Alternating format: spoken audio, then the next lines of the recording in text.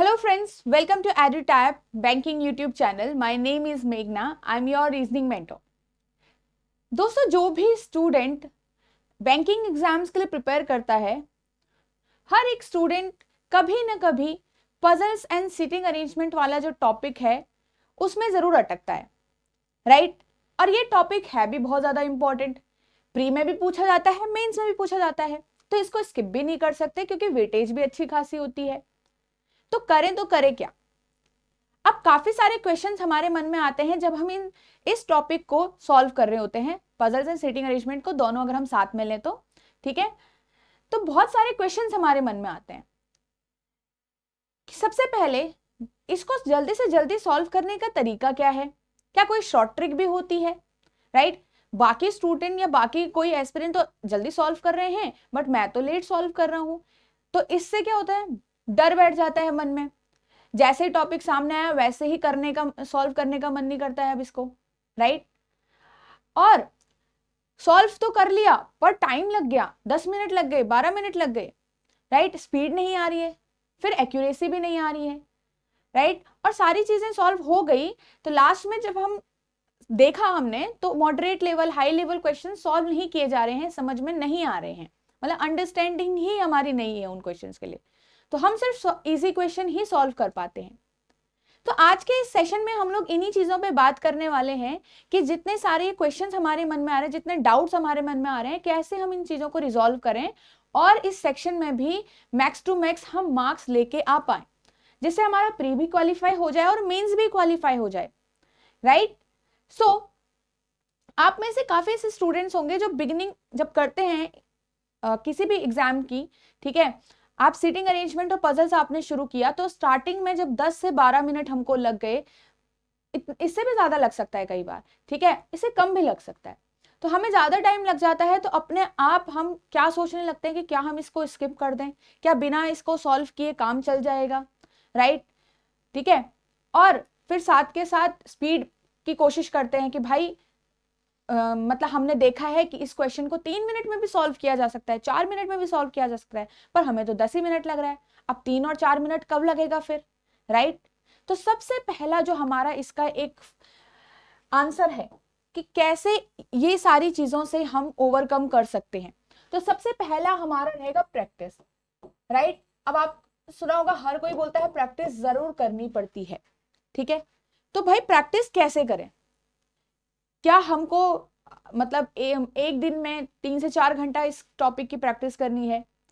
क्या हम इसमें पूरे 7 डेज लगाएं वीक के? ठीक है, तो ये सारी चीजें हमारे मन में आती है, कितना कंसिस्टेंट हमको रहना है, कितने लेवल के क्वेश्चंस हमको पढ़ने हैं, राइट? सो आप ये ध्यान रखना कि पहली बात तो हमें कंसिस्टेंट रहना है, क्या रहना है? कंसिस्टेंट रहना है। इसमें कंसिस्टेंसी का मतलब है कि यहाँ पे ऐसे नहीं कि आप 7 के 7 दिन बस इसी पे ध्यान दे रहे हो, बाकी चीजों पे ध्यान नहीं दे रहे हो।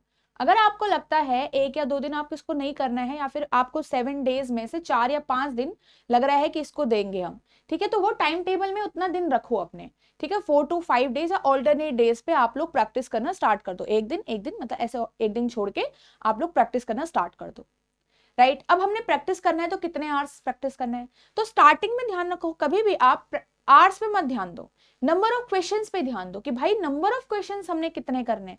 तो याद रखिए कि हमेशा जब आप क्वेश्चन सॉल्व कर रहे हो तो 20 से 25 क्वेश्चन, अब हमारे एक सेट के अंदर, दोनों ही टॉपिक्स में से एक सेट के अंदर 5 क्वेश्चन हमारे होंगे जनरल, तो हम कोशिश करेंगे 20 से 25 क्वेश्चन हमने यहाँ पे लगा लेने हैं जिस भी दिन हमने रीजनिंग का ये वाला सेक्शन पढ़ना है अलग से, ठीक है, मतलब बाकी टॉपिक से अलग तो पढ़ना ही पड़ेगा आपको, जैसे जितने भी हमारे मिसलेनियस टॉपिक होते हैं उनसे अलग आपको ये 2 टॉपिक रखने पड़ेंगे, ठीक है, तो अलग से आप ये 20 से 25 क्वेश्चन इसके सॉल्व कर रहे हो। अब ये ध्यान रखना स्टार्टिंग में जब आप अगर आप में से कोई बिगिनर है तो इसमें ऐसा नहीं है कि स्टार्टिंग में ही आप 3-4 मिनट का टारगेट रखो, नहीं, धीरे धीरे विदाउट टाइमर सॉल्व करिए, फर्स्ट में विदाउट टाइमर सॉल्व करिए, ठीक है, उसके बाद जब आपको लगे कि हाँ आपको सॉल्व करना आ रहा है उसके बाद टाइमर स्टार्ट तब करिएगा, ठीक है। तो हो सकता है स्टार्टिंग में आपको 10 मिनट लग गया, धीरे धीरे ये टाइम आपका डिक्रीज होता रहेगा, ये चीज ध्यान रखिए, बिल्कुल होगा, ठीक है, ऐसा नहीं कि इसका रिजल्ट नहीं आएगा, रिजल्ट भी आएगा, ठीक है। तो 10 मिनट्स, 8 मिनट्स, धीरे धीरे आपको 5 मिनट्स भी लगेगा, हो सकता है इससे कम मिनट भी आपको आगे लगता रहे, ठीक है। सो कुछ कुछ क्वेश्चन ऐसे होते हैं जो 3 मिनट में भी आपके इजिली सॉल्व हो जाते हैं, ओके। तो इतना हम अचीव कर सकते हैं, बट ग्रेजुअली अचीव होगा आपका, एकदम से जंप आप नहीं करोगे। तो जब एकदम से जंप नहीं है तो उसमें डिमोटिवेट होने की भी आप बात नहीं है कि भाई कब हम इस टाइम तक पहुंच पाएंगे, राइट। क्योंकि हम स्टार्टिंग में हमसे गलतियां कहाँ होती हैं, क्योंकि हम अपनी अप्रोच पे ध्यान नहीं दे रहे हैं, हम बस वो स्पीड पे ध्यान दे रहे हैं स्टार्टिंग में। तो स्टार्टिंग में स्पीड से मत आप वो करो, कंसिस्टेंट रहिए, स्टार्ट करिए, प्रैक्टिस करिए, और एकदम से स्पीड पे ध्यान मत दो, एक्यूरेसी रखिए, ठीक है। आप ध्यान रखो कि जो भी कंडीशंस आपको मिल रही हैं, कंडीशंस क्योंकि हर एक पैराग्राफ के आपको अंदर मिलती हैं, और उस कंडीशंस को सेटिस्फाई करते हुए हम टेबल मेंटेन करते हैं, राइट। अब ये कंडीशंस हमको क्या करना है, इनको समझना है, ठीक है, इनको अच्छे से समझना है, क्योंकि क्वेश्चन हमारे तभी गलत होते हैं जब हम इन कंडीशंस को गलत तरीके से पढ़ लेते हैं, गलत तरीके से समझ लेते हैं। मान लो मुझे 2 एबव लिखा था, या 2 लोगों पर्सन बीच में होने चाहिए थे, मैंने 3 कर दिए, हमने 1 कर दिया, या कोई सिली मिस्टेक कर दी कुछ बीच में, कुछ का कुछ समझ लिया, एंड का कुछ और समझ लिया। तो ये सारी चीजें आती हैं, तो ये सारी चीजों से पहले बाहर भी तो निकलना है। तो पहले स्पीड से आप ध्यान रखो, एक्यूरेसी लाओ, समझने की कोशिश करो कंडीशंस को, हर एक कंडीशन को फॉलो करते करते आप लोग आगे बढ़िए, ठीक है। उसके बाद जब आपको लग जाए कि हाँ भाई 6-7 मिनट्स हमको एक थोड़ा एवरेज टाइम लग रहा है, उसके बाद आप क्या करो, टाइमर के साथ करोगे, उसके बाद आप टाइमर के साथ करो जब आपने प्रैक्टिस कर ली, ठीक है। अब यहाँ पे काफी स्टूडेंट का क्वेश्चन अब ये आता है, क्योंकि सब कुछ तो सीख लिया, ये आता है कि भाई क्या पूरा पैराग्राफ पढ़ना होता है, या फिर हम कंडीशंस को मतलब पूरा पैराग्राफ पढ़ के सॉल्व करें, या फिर हम एक एक करके फटाफट से एक लाइन पढ़ी, फटाफट से टेबल बना दिया और सॉल्व कर दिया। तो दोनों में से हमको क्या चूज करना है। तो देखो, सबसे पहले अगर हम प्री और मेंस दोनों की बात करें यहाँ पे, तो हम अगर मैं प्री की बात करें, प्री में आपके थोड़ा नॉर्मल लेवल क्वेश्चंस आते हैं, मोर डिफिकल्ट लेवल क्वेश्चंस आपके प्री के एग्जाम में नहीं आते हैं, राइट। आपके अगर एक क्वेश्चन है तो उस पर आपको दिखेगा कि जो पैराग्राफ है, अगर आपको स्टार्टिंग के 3-4 लाइन से, क्या बोला है हमने, स्टार्टिंग के 3-4 लाइन से थोड़ा सा समझ में आ गया कि शुरुआत कहां से होनी है और करना क्या है इस क्वेश्चन के अंदर, ठीक है। तो वहां पे आप क्या करो, मतलब जरूरी नहीं है कि पूरा पढ़ने के बाद आप शुरू करो, वहां पे आपको समझ में आ जाएगा भाई कि शुरुआत में क्या करना है, और आगे जाके ये सॉल्व हो जाएगा, क्योंकि वो 3-4 लाइन से आपको समझ में आ जाएगा कि जो एक कंडीशंस हमें गिवन थी, ठीक है, जो कंडीशन गिवन थी, क्या वो डायरेक्ट है, क्या वो बहुत ज्यादा इनडायरेक्ट है, क्या उनको बहुत ज्यादा समझना पड़ रहा है, टाइम टेकिंग हो रहा है। कई बार कंडीशन इजी रहती है, कई बार थोड़ा सा कंफ्यूजिंग रहती है इनडायरेक्ट वे में बढ़ा चढ़ाकर, तो वो हमें समझ आ जाएगा स्टार्टिंग की 3-4 लाइन में। तो स्टार्टिंग की 3-4 लाइंस को पढ़ने की कोशिश करो, और सबसे पहले आपको ये दिख जाएगा कि वो कौन से टाइप्स है, क्या लीनियर अरेंजमेंट है, क्या सर्कुलर है, क्या मंथ बेस्ड है पजल है, क्या फ्लोर बेस्ड पजल है, ये सारी चीजें आपको समझ में आ जाएगी। यहां से हम सॉल्व करना स्टार्ट कर देंगे, राइट।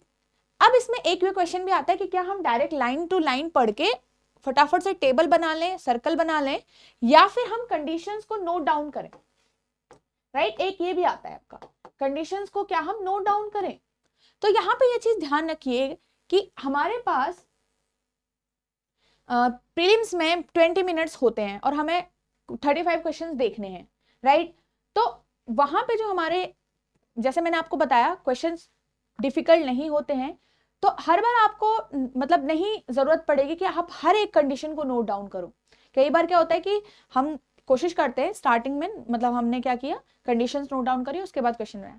तो जरूरी नहीं है कि आपको हर बार ये जरूरी, मतलब हर बार ये कंडीशन नोट डाउन करके ही स्टार्ट करना हो, ये एक रूल नहीं है, राइट, कि इसके बाद ही आपका ये सॉल्व होगा। आप ऐसा करिए, आप स्टार्ट कर दीजिए, जो जो चीजें समझ में आ रही है, जो जो आपके डायरेक्ट वैल्यूज टेबल में जा सकती हैं, उनको डायरेक्ट रख लो, और आपको जहां पे लगता है कि हाँ भाई ये पॉइंट मैं भूल जाऊंगा और ये बाद में आना है, ये पॉइंट मैं भूल जाऊंगा और ये बाद में मुझे रखना है, तो उसको साथ में साइड में लिख दो, छोटा सा, मतलब छोटा सा एक साइन बना के, सिंबल बना के साइड में नोट डाउन कर दो, राइट। तो आपको ही समझ आया, ठीक है। तो ये दोनों हमने चीजें करनी है जहां पे, क्योंकि जो हमने पजल होगा, जो हमारे सामने पैराग्राफ है, उसको बार बार रीड नहीं करना है, उसको बार बार रीड करने से अवॉइड करना है, ठीक है। तो इसीलिए जो जो आपको समझ में आ रहा है टेबल में रखते रहिए, और जो जहाँ पे आपको समझ में नहीं आया और बाद में वो चीज वैल्यू आपको पुट करनी है वो आप साइड में लिख दो। तो इससे क्या होगा, टाइम भी बचेगा और चीजें समझ भी आ जाएगी। तो ये वही वाली बात हो गई कि कंडीशंस को हम कितना अंडरस्टैंड कर रहे हैं, कितना हम इन कंडीशंस को क्या कर रहे हैं, अंडरस्टैंड कर रहे हैं, राइट। ठीक है, क्योंकि ये बहुत ज्यादा इंपॉर्टेंट है। ओके, अब यहाँ पे ये चीज ध्यान रखिए कि जो हमारा यहाँ पे मेंस वाला पार्ट है, ठीक है, मेंस में यही चीज थोड़ा सा चेंज हो जाती है। अब मेंस में हम जैसे हम प्री में कोशिश करते हैं कि जो हमारे सामने क्वेश्चन है उसको हम सॉल्व कर ही लें। मेंस में हमको सॉल्व करने होते हैं सिलेक्टिव क्वेश्चंस, क्योंकि हर एक क्वेश्चन तो सॉल्व करना नहीं होता है, सिलेक्टिव क्वेश्चंस आपको करने होते हैं, राइट। तो उसमें से जब आप क्वेश्चन को सिलेक्ट कैसे करोगे, तो आप पहले उसको रीड करोगे ऑलरेडी, ऑब्वियसली जब आप रीड करोगे आपको समझ आ जाएगा कि भाई जो जो चीजें इसमें दी गई हैं, जो जो चीजें इसमें चाहिए है वो मैं कर सकता हूँ, राइट। तो आप सिलेक्ट करोगे, उसके बाद आप ट्राई करोगे एटलीस्ट, मतलब गो थ्रू कर लेना, ठीक है, थरली उसको थोड़ा सा पढ़ लेना, ठीक है। तो एक बार उसको आपने गो थ्रू किया, पूरे पैराग्राफ को समझ लिया आपने कि भाई इसमें ये चीज करना है और हम इतना इतना टाइम, आप एक अजम्पशन कर लेना कि भाई इतना टाइम ये लेगा और फटाफट से हम इसको सॉल्व कर लेंगे। तो उसमें क्या होता है कि कई बार जो मेंस के टॉपिक, मेंस की पजल्स होती हैं, वहां पे हमको कंडीशन नोट डाउन करना इंपॉर्टेंट हो जाता है, क्योंकि वहां पे थोड़ा सा इनडायरेक्ट चीजों में, मतलब इनडायरेक्ट कंडीशंस गिवन होती है और हमें थोड़ा सा मेहनत करनी होती है। तो वहां पे आप क्या करो, नोट डाउन कर लो, वहां पे आप कंडीशंस को नोट डाउन कर लो, क्योंकि काफी कंडीशंस को जब हम मिक्स करके क्वेश्चन सॉल्व करते हैं तो तब जाके वहां पे हम इजीली बना पाते हैं, ठीक है। तो ये चीज ध्यान रखनी है हमको। ओके, तो ये यहाँ पे आप नोट डाउन कर लो और उसके बाद आप पिक करो भाई कहाँ से स्टार्ट करना है, क्या करना है। ओके, ठीक है, तो ये सारी बातें हमने इसमें कर ली। अब इसमें हमारे पास टाइमर आपने लगा लिया, तो जब आप स्टार्ट कर रहे हो तो ध्यान रखिए स्टार्टिंग आपको बेसिक से ही करनी है, फाउंडेशन अच्छे से बना लो, जितने भी बेसिक बेसिक क्वेश्चन है, इजी क्वेश्चन है, उन्हें अच्छे से सॉल्व कर लो एंड देन आप मेंस के लिए स्टार्ट करो, ठीक है। अब डायरेक्ट, जैसा हमने बताया, डायरेक्ट जंप भी मत करिए, ओके, कि भाई 3 मिनट में ही सॉल्व होना है, स्टार्ट वो आपसे एकदम नहीं होगा। आप क्या करोगे, 10 मिनट्स 8 मिनट्स, धीरे धीरे आपको लगेगा कि हो रहा है टाइम डिक्रीज, ठीक है। और सबसे बड़ी बात, डिमोटिवेट नहीं होना है, जब भी क्वेश्चन सामने दिखे डिमोटिवेट नहीं है, फ्रेश मन से स्टार्ट करो और ये देखो कि हो जाएगा सॉल्व। स्टार्टिंग टाइमर से नहीं करनी है, स्टार्टिंग में नॉर्मल पढ़ना है, जैसा हम समझते हैं, जैसा हम पढ़ते हैं, और उसके बाद जब आपको लगे कि हाँ ये थोड़ा बहुत सॉल्व होने लग गया, हमको समझ में आने लग गई हैं चीजें, और उसके बाद आप टाइमर स्टार्ट करो, ठीक है। तो आवर्स के हिसाब से मत देखना, आपको देखना है क्वेश्चंस के हिसाब से, भाई 20-25 क्वेश्चन या 30 क्वेश्चन हमने आपको प्रैक्टिस करना है किसी भी उसमें, ठीक है। तो ये हमने प्री के लिए भी समझ लिया, मेंस के लिए भी समझ लिया, और ये भी ध्यान रखना है कि different different type of puzzles हमको वहां पे सॉल्व करना ही करना है। ओके, चलिए, तो ये सारी बातें हमने आज के इस टॉपिक में करी। आई होप आपके सारे ही डाउट क्लियर हो गए होंगे इस सेशन में, एंड आने वाले सेशन में भी हम डिफरेंट डिफरेंट चीजें डिस्कस करते रहेंगे, ठीक है। So thank you so much for being here from start to end. I hope आप इस सेशन के बाद आपको थोड़ा पजल्स एंड सीटिंग अरेंजमेंट का जो डर है वो थोड़ा खत्म हो गया होगा और चीजें आपको समझ में आ गई होगी, क्योंकि टॉपिक स्किप नहीं कर सकते हैं, ऑब्वियसली इंपॉर्टेंट है दोनों ही पार्ट्स के लिए, प्री के लिए भी मेंस के लिए भी इंपॉर्टेंट है, राइट। तो देखो सबसे सॉल्व हो जाएगा, क्योंकि हर एक स्टूडेंट होता है उसके उसके समय में, मतलब आता ही है ये एक टाइम कि भाई उसको ये इन दो टॉपिक पे स्टक होता ही है वो एक बार, बट ओवरकम हो जाएगा, इम्पॉसिबल नहीं है। Okay, so that's all for today everyone, thank you so much.